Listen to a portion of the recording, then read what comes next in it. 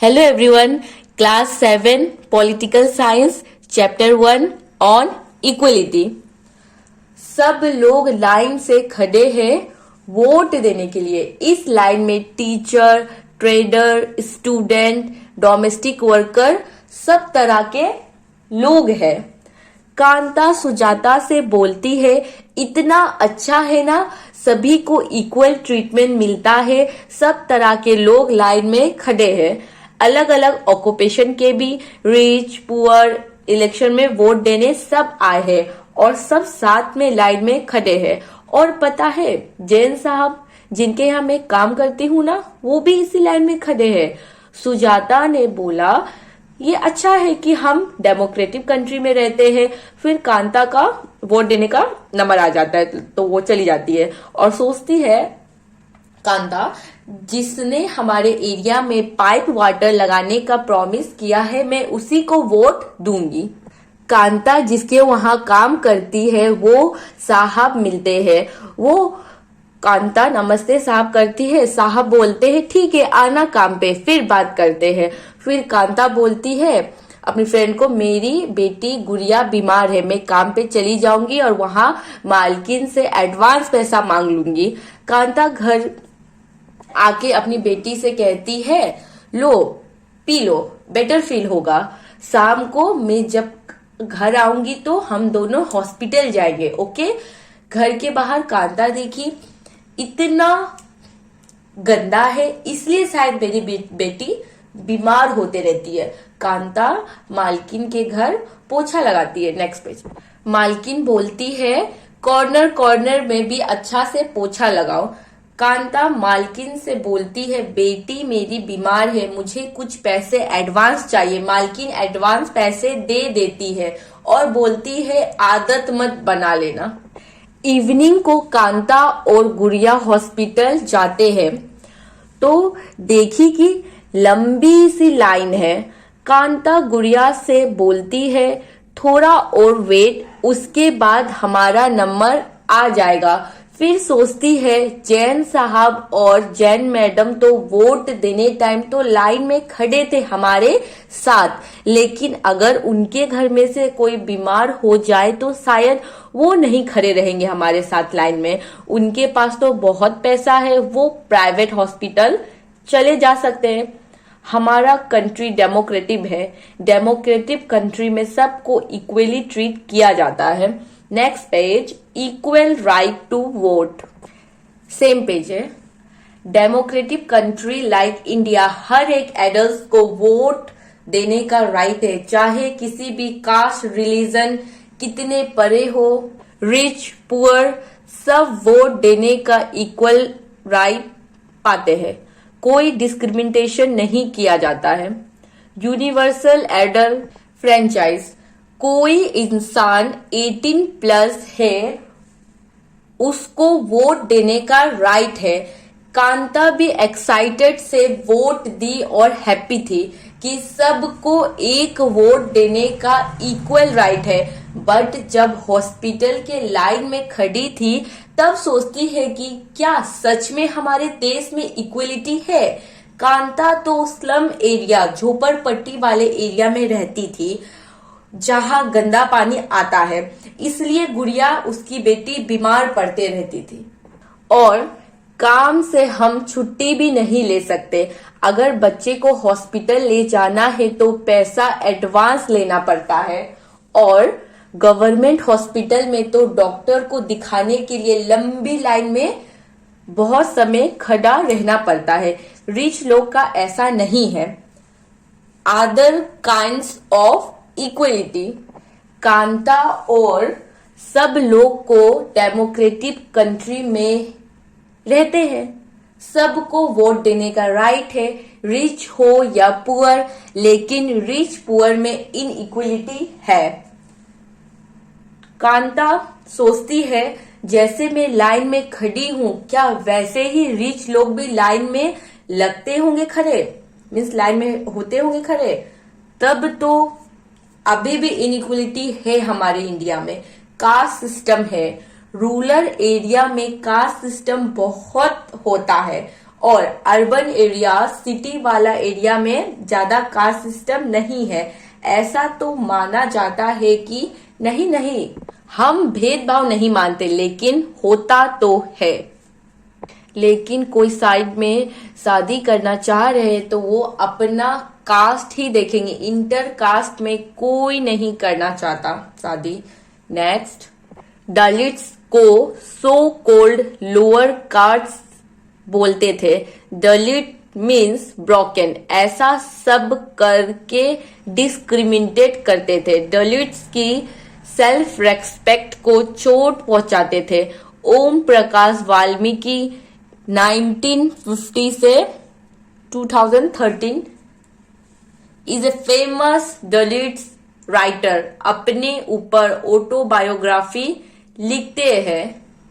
जूठन, class में इनको बोला जाता था नीचे बैठ के पढ़ो और लास्ट बैठो, और इनको और स्टूडेंट्स बच्चे बिना कारण के कभी कभी मारते भी थे। हेडमास्टर ने इनको बोला स्कूल का प्ले ग्राउंड को साफ करो।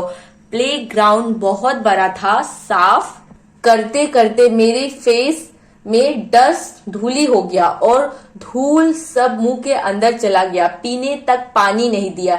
इनके फादर आके देखते हैं मेरा बेटा ये सब कर रहा है। टीचर को बोलते हैं मैंने तो पढ़ने भेजा है और आप लोग मेरे बेटे से सफाई करा रहे हैं। अभी के लिए हम जा रहे हैं, लेकिन और बच्चे के जैसा ये भी यहीं पढ़ेगा। जूठन, ए दलित्स लाइफ, ओम प्रकाश। ऐसे और स्टोरी है। मिस्टर एंड मिसेस हंसारी को रेंट पे रूम चाहिए था। ठीक है, तो डीलर को बोलते हैं और मिसेस अंसारी ना एक अपार्टमेंट उनको पसंद भी आ जाता है। ठीक है, रेंट के जो मालिक को पता चलता है कि ये लोग दलित है, छोटे जात के हैं। रेंट देने से फिर मना कर दिया। हम नॉनवेज नहीं खाते हैं, हमारे बिल्डिंग में नहीं खाता है कोई, लेकिन वहां पे फिश की स्मेल भी आ रही होती है। अंसारी को फिर भी इन लोगों ने क्या हमें मना कर दिया। फिर सेकेंड थर्ड अपार्टमेंट में भी यही प्रॉब्लम फेस करते हैं। प्रॉपर्टी डीलर ने आइडिया दिया आप लोग अंसारी चेंज करके मिस्टर कुमार रख लो, हो सकता है फिर अपार्टमेंट मिल जाए। दुख हो जाता है कि डिस्क्रिमिनेशन हो रहा है उनके साथ। फिर एक अपार्टमेंट मिलता है रेंट पे। रेकॉग्नाइजिंग डिग्निटी, सेल्फ रेस्पेक्ट को चोट पहुंचता है इन लोग का। Caste we are born in, religion we practice, whether we are male और फीमेल। लोगों को अनइक्वलिटी ट्रीट किया जाता है। वैसे ओम प्रकाश वाल्मीकि और अंसारी को भी अनइक्वलिटी ट्रीट किया जाता था, कास्ट और रीजन के बेसिस पे। रिलीजन के बेसिस पे कोई पर्सन को अगर हम अनइक्वलिटी ट्रीट करेंगे तो ये उनकी डिग्निटी, सेल्फ रेस्पेक्ट हर्ट होगी। Om Prakash Valmiki classmates and teacher hurt करते थे उसकी डिग्निटी, और ऐसा फील कराया जाता था कि दूसरे स्कूल क्लासमेट से लेस है। कोई रेंट पे अपार्टमेंट नहीं दे रहा था। वाल्मीकि से पूरा प्लेग्राउंड साफ कराया गया, पीने को पानी भी नहीं दिया, और स्कूल में नीचे और लास्ट में डोर का वहां बैठने देते थे। टीचर भी अनइक्वलिटी ट्रीट कर रहे थे, उनके साथ डिस्क्रिमिनेशन हो रहा था, डिग्निटी हर्ट हो रही थी। अंसारी और ओम प्रकाश ऐसा ट्रीटमेंट डिजर्व नहीं करते थे क्योंकि अच्छे लोग थे वो लोग। यहाँ में दीवार मूवी का सीन क्रिएट है। यहाँ में ये बच्चा शू को साइन करता, शू पॉलिश कर रहा था। तो बाद में जब शू पॉलिश के बाद ये जो अंकल है, ये दोनों इसको बच्चा को शू पॉलिश के बाद पैसा फेंक के देते, तो ये बच्चा लेने से मना कर देता है और हाथ में पैसा लेता है, तब ले लेता है क्योंकि ये भी काम तो रेस्पेक्टफुली कर रहा है ना, तो पैसा भी रेस्पेक्टफुली मिलना चाहिए इसलिए।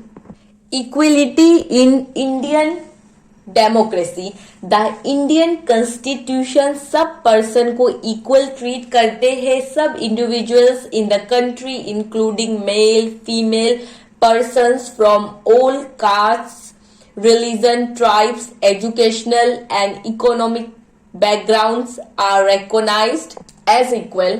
इसका ये मतलब नहीं है कि इनइक्वलिटी एग्जिस्ट नहीं करती है, इनइक्वलिटी एग्जिस्ट करती है। 1 provisions in the constitution. First tick वाला 1 अभी हमारे कॉन्स्टिट्यूशन में लिखा है कोई भी पर्सन मेल फीमेल अलग अलग कास्ट से, religions, tribes, educational and economical backgrounds are recognised as equal. 2 हमारे इंडिया कंट्री डेमोक्रेटिक है। अब पहले तो पीपल प्रोटेक्शन के लिए कोई भी लॉ नहीं बना था ताकि अनइक्वली इल ट्रीटमेंट डिस्क्रिमिनेशन ना हो, ऐसा टाइप का कुछ नहीं था। अब कॉन्स्टिट्यूशन में लोगों के प्रोटेक्शन के लिए बहुत लॉ आ चुके हैं। पार्लियामेंट है, वोट है, हम लोग का हक, ठीक है, अभी पढ़ा हम लोगों ने। Every person is equal before the law. सब लोग चाहे प्रेसिडेंट ऑफ द कंट्री से लेकर के जो डोमेस्टिक वर्कर तक सबको सेम लॉ ओबे करना है, सबके लिए लॉ सेम है। किसी पर्सन के साथ डिस्क्रिमिनेशन नहीं होना चाहिए on the basis of religion, race, caste, place of birth, और चाहे मेल हो या फीमेल। सब पर्सन कहीं भी जा सकते हैं, like play ground, hotels, shops and markets सब पर्सन यूज कर सकते हैं। पब्लिक अवेलेबल जो होता है, वेल, रोड एंड बाथिंग, जो घाट्स होता है नहाने का। Untouchability has been abolished. 2 way में कंट्रीज में इक्वलिटी हो सकता है। 2 वे में कंट्री में इक्वलिटीज हो सकता है। कैसे? लो तो है, हमारे कॉन्स्टिट्यूशन में तो दिया गया है कि इक्वलिटी तो सबको है, समानता, लेकिन गवर्नमेंट की हेल्प कर सकते हैं हम लोग, जैसे गवर्नमेंट प्रोग्राम्स और स्कीम्स जो करती है उनमें योगदान देके, ताकि जो डिसएडवांटेज ग्रुप है उनको हेल्प मिल सके।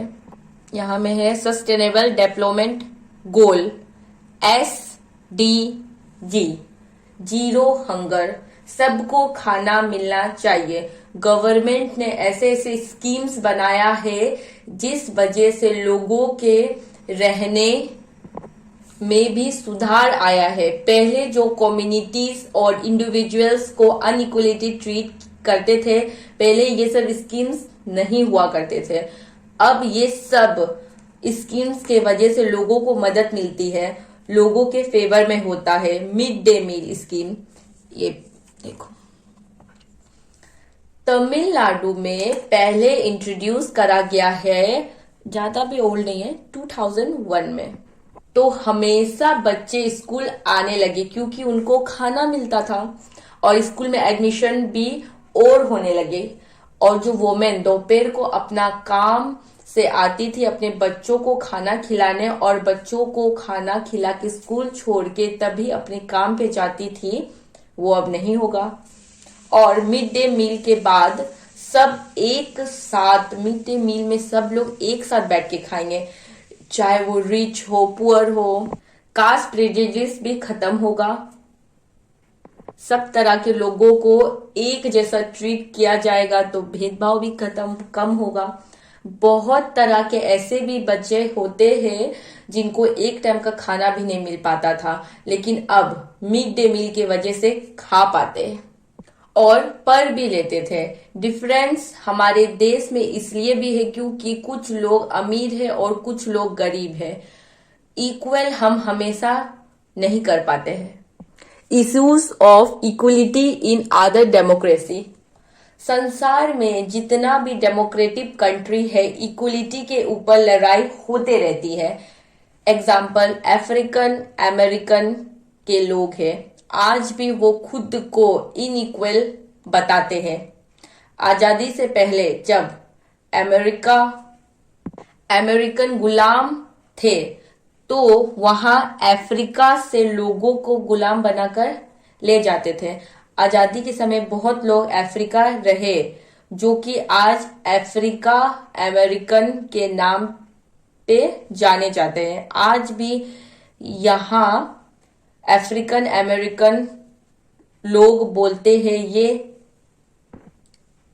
इनइक्वल है नॉर्मल अमेरिकन लोग से। कैसे? बिहेवियर से ऐसे बोलते हैं। आज भी अफ्रीकन अमेरिकन लोग बोलते हैं ये इनइक्वल है नॉर्मल अमेरिकन लोग के बिहेवियर से। अफ्रीकन अमेरिका लोगों को लगता होगा, क्योंकि बिहेवियर से कैसे ट्रीट करते तो सामने वालों को लगता होगा। फिर 1950 तक अफ्रीकन अमेरिकन को इक्वलिटी का राइट दिलाने के लिए एक मूवमेंट चला, सिविल राइट मूवमेंट, ठीक है। ऑफ 1964 में रूल बना कि अब किसी के साथ डिस्क्रिमिनेशन नहीं करा जाएगा, सबको इक्वल ट्रीट किया जाएगा। बट डिस्क्रिमिनेशन तो इतने सालों तक उनके साथ हुआ है, तो उनकी कंडीशन तो खराब होगी ही, आज भी खराब है चाहे लो आ गया हो। Article 15 of the Indian constitution अभी पढ़ा, तो ऐसे किसी भी इंसान के साथ डिस्क्रिमिनेशन ना हो, कास्ट, कलर, रिलीजन etc। यहां में दिया गया, ये तो इंपॉर्टेंट है, पढ़ना पड़ेगा।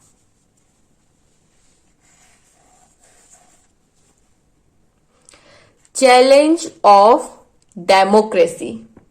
किसी भी देश को पूरी तरह से आजादी में मीन्स इक्वलिटी नहीं ला सकते हैं। कहीं ना कहीं इनइक्वलिटी रहेगा, इक्वलिटी नहीं ला सकते सब चीज में, कहीं ना कहीं तो इनइक्वलिटी रहेगा ही। पर लोगों को सरकार के साथ मिल करके लोगों को इक्वलिटी के ऊपर काम करना चाहिए, तब अच्छा लोकतंत्र हो सकता है। सरकार के साथ मिल करके हम लोग इक्वलिटी का ऊपर काम करेंगे, तभी एक अच्छा डेमोक्रेटिक कंट्री बन पाएगा।